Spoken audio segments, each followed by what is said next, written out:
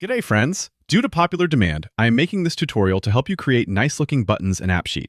I use Canva to make my buttons, but you can really use any button images that you would like. I just prefer mine to look uniform. So let's start with Canva.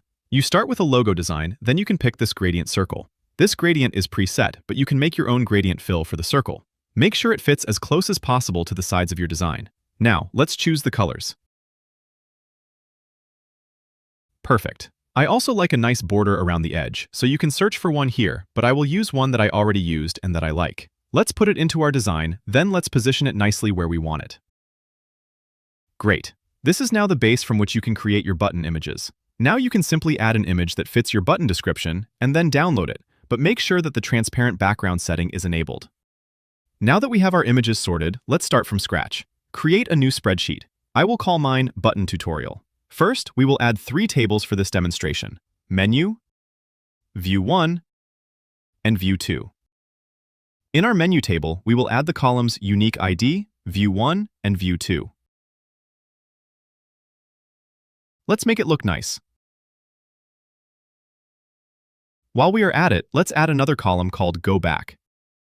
In our Unique ID column, we will have to put a value. Otherwise, this row will not be displayed, since the Unique ID column is the key column. We will put the label values from our buttons in the other columns. Let's add the Buttons table. Here, we will capture the image and give it a label to reference.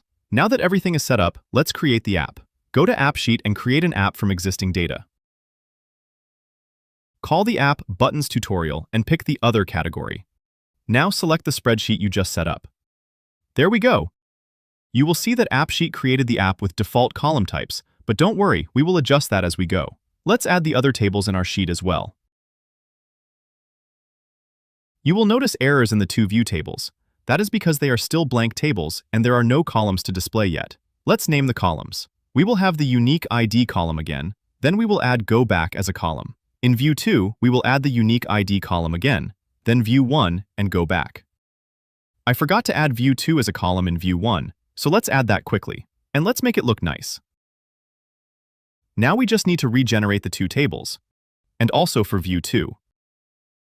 Great, problem solved. Now let's set up the Buttons view. This is the view from which you will capture the images with their labels. Pick Form View Type.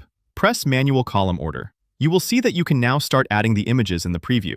But there is a small change I would like to make our lives easier. Switch on Auto Reopen and also set the Finish view to Go Back. This will ensure that the view stays open after each image save. Let's save. Let's start capturing the images we created in Canva. First one is our menu image. Label it Menu. Second image is our Go Back image. Let's call it Go Back. For our View 1 image, I picked a random image, but let's call it View 1. View 2 is also a random image. Let's call it View 2. You can see the images appear in your Buttons table with the labels you assigned. For the system to work, we now have to put the exact label values into the columns that we use as labels in the views. Luckily, our column names and labels are the same, so let's copy the column names into the row below the heading. Let's do the same for View 1 and View 2. Always remember to have a value in the Unique ID column. Otherwise, none of the values in this row will display in your app. Let's go back to our app and sync the new data. You will notice that the menu is not yet looking like we intend it to, but we will soon fix that.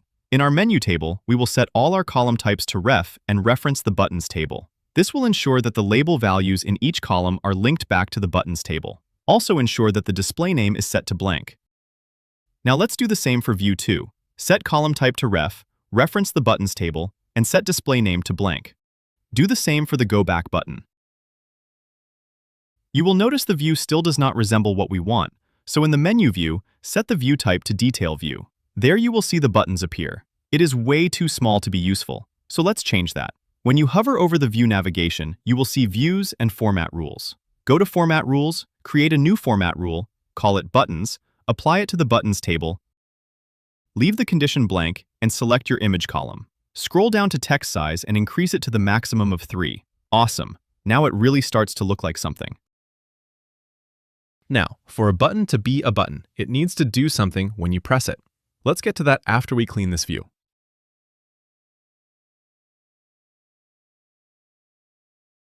For this demonstration, we will only build navigation buttons to jump between views. So let's create 2 additional views. We will call the first one View 1. The data for the view will come from the View 1 table. It will also be a detail view. You will see that it still looks messy, so let's set it up properly. We can delete this column. For the Go Back column, set the column type to Ref and reference the Buttons table. Then set display name to blank. There is the Go Back button. Let's do the same for the View 2 button. Set column type to Ref, reference the Buttons table, and set display name to blank. We do not want to see the unique ID column in our view, so let's hide it. Go to the View settings, use Manual Column Order, remove the unique ID column, and move the View 2 button above the Go Back button. Let's also hide the Delete button. Now this looks proper. Let's save. We will do the same for View 2. Now that our views are set up, let's move the Buttons view down. Great. We can now add actions to our buttons. Go to Actions and add a new action called View 1. Choose Go to another view in this app. Then select View 1. You will see the action appears at the top of your view, but we want it executed when we press a button. So let's place it in line with our View 1 column. You will see it now appears in line with the column. It looks like a paper plane, which is not the look I am going for. So, in the Display section, choose a caret icon instead. Now it looks better. Let's save. So, if we press the button now, we will navigate to View 1. We cannot clearly see which view we are in, but that is easy to fix. Go to Settings, Theme and Brand, and enable Show Name in Header. Now we can see what view we are in. Now, in View 1, we want an action that takes us to View 2. Let's call it Go to View 2. Choose Go to another view in this app. Link it to View 2, then place it in line with the View 2 column and choose the caret icon. Let's hide the default action and save.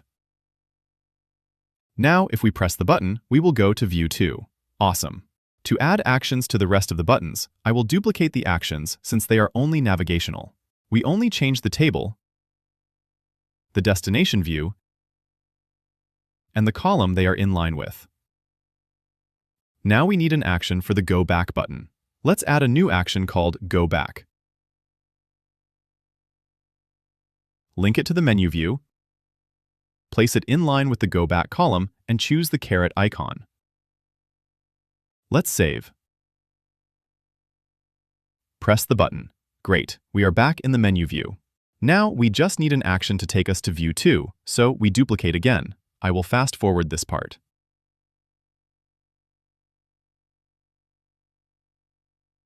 Now we have a nice looking app with buttons and actions connected to those buttons. This looks really good to me.